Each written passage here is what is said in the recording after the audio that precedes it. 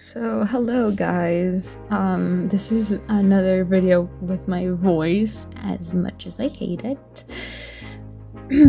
I do want to talk about a few things first before we get right into it. First thing is, if I sound inside, that's because I am college finals are coming up and I have to get that all, taken care of and stuff. But anyways, something important I want to mention is that I do have a Patreon. If you want to get some, I guess, more sus stuff on there or exclusive content, you can. I also have socials that you can find linked in the description, like Instagram, Tumblr, Newgrounds. So be sure to go check those out, and let's get right into the video. I know some people like to listen to stuff in the background, but I would personally recommend watching this so you can actually see what I'm doing. Just to preface this, I am using Clip Studio, so if you don't, some of this might not make sense to you, but I'll try to explain it the best I can. I will also be including how I do kind of a simple finalizing shading along with that, but I was almost going to save it for like a video where I just, generally shade stuff. It's not just hair. So if you see a video with like the finalizing and shading and you're also watching this video, yeah, you already know what to do. So to start out this, I typically draw a base sketch. This is like how I want the hair to move and flow around whatever it is. Then comes the sketch for the hair itself.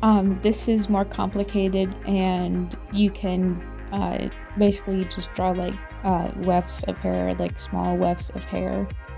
Now comes the coloring part of the hair itself, and that's just basically I use a line tool to kind of trace out each bit of the hair, starting from the very source of where the hair is coming from all the way down to the tips.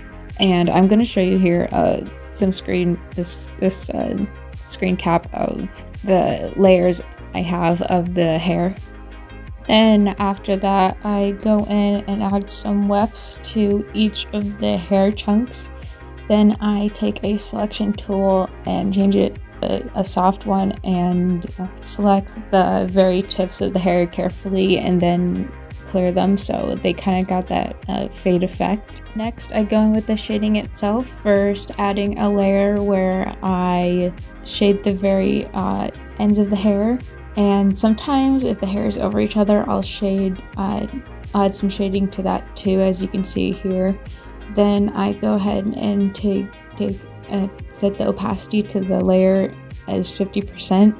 Then I create a new layer, take an airbrush, use it kind of as filler to fill the ends in as well, and sometimes even over the hair wefts where there's other shading. I set that layer to 25% opacity. Now is the texturing, so I use a vertical line tool or horizontal line tool, whatever you want to call it, but I use that and I carefully go down the wefts to add its texturing. I usually add in some more deeper texturing at the ends or over the hair where there's more shading, and I set that layer to 75%. Next part is the lighting and the shine effects. So first I take a circle tool and put it over the parts where I want the shine to kind of flow. Then I take the colors I want for lighting and I usually put them where the shine is going to be, and also at the very top, just right under the other shading.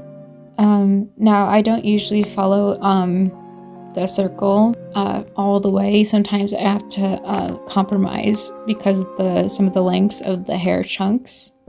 Then for the shine part, I usually got pieces around the hair that are sort of like H's, but for the sake of this, the top and bottom lines, I'm going to call those the tails for sake of consistency. So I take a smear tool and I smear out the tails. Then I go and take a blur tool and I go in between them and at where kind of the main body of them is.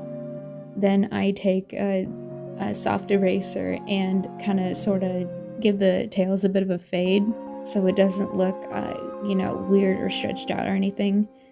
Then I do a second shine, which is over top of it.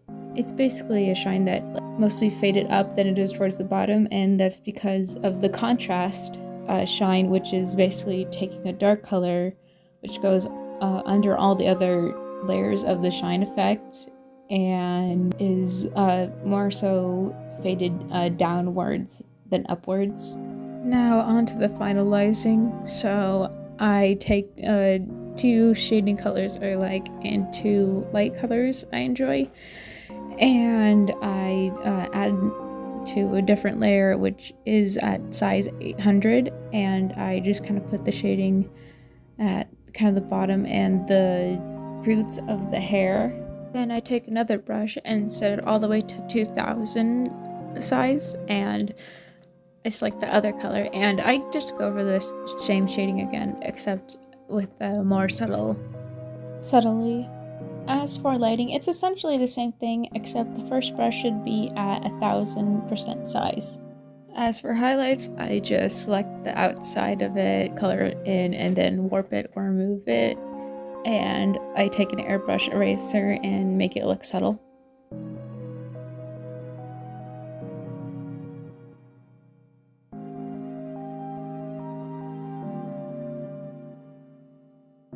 If you guys want, there is a link in the description that leads to a Patreon post that's public, where you can get this downloadable zip file to the drawing I just showed you how to do, because I'm really bad at explaining things.